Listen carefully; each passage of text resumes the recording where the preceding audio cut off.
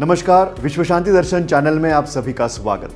Channel की संकल्पना है MIT शिक्षा संस्था समूह के संस्थापक, विश्व शांति के पुरस्कर्ता, विश्वधर्मी प्राध्यापक डॉक्टर विश्वनाथ दा कराड़ जी की, जिन्होंने रचना की संत श्री ज्ञानेश्वर विश्व शांति गुंबद की, जो अध्यात्म शास्त्र की प्रयोगशाला भी कहलाता है। चश्मा या ऐनक या स्पेक्टेकल्स या स्पेक्स आज मानव जीवन में मानव शरीर का ही एक हिस्सा है। आज चश्मे के साथ हम यूज कर रहे हैं गॉगल्स और इंडस्ट्री सेफ्टी गॉगल्स भी। तो आज का विषय है चश्मा। आप सोच सकते हैं कि चश्मा नहीं होता तो हम छोटे अक्षर पढ़ भी नहीं सकते। इस बात को दूसरे तरीके से देखा जाए तो कह सकते हैं कि जब प्रिंटिंग की खोज हुई तब से मनुष्य को पढ़ने के लिए चश्मे जैसे आविष्कार की जरूरत और महसूस हुई। इसलिए जब हम देखते हैं कि चश्मे का आविष्कार कब हुआ तो हम पहुंचते हैं 13वीं सदी में। उसके पहले किसी क्रिस्टल या रत्न को भी थोड़ी स्पष्टता से पढ़ने या चीजें देखने के लिए उपयोग में लाया जाता था।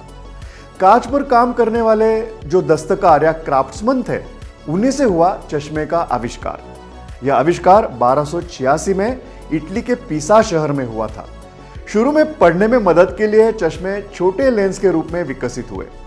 सल्विनो द अमार्टेस इटली के दस्तकार को इसका श्रेय दिया जाता है, और कुछ लोगों का मानना है कि अलेसांद्रो डेला स्पिना नाम के डोमिनिकन भिक्षु ने इस तकनीक को खोजा और बड़े पैमाने पर लोगों तक पहुंचाया। शुरू के दिनों में चश्मे को विद्वान और भिक्षु ही इस्तेमाल करते थे।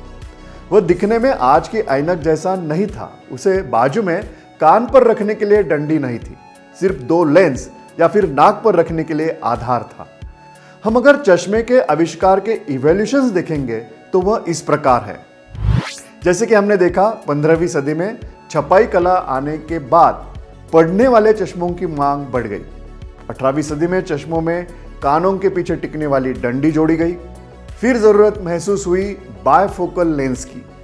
बेंजामिन फ्रैंकलिन ने 1784 में बायफोकल लेंस का आविष्कार किया था, जो दूर और नजदीक की दृष्टि दोनों के लिए उपयुक्त थे।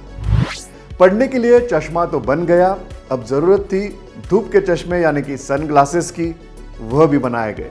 फैशन चश्मे भी आ गए।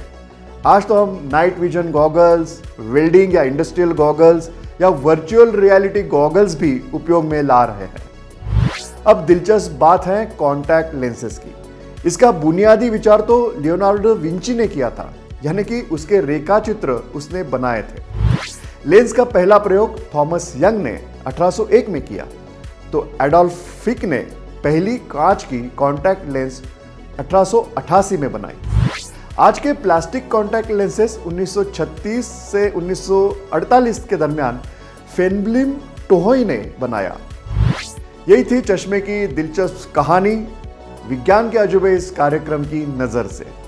मिलते हैं अगले एपिसोड में। धन्यवाद। आविष्कारों की बदौलत जीवन बन गया सरल, विज्ञान के साथ हमने ऊंचाइयों को छुआ।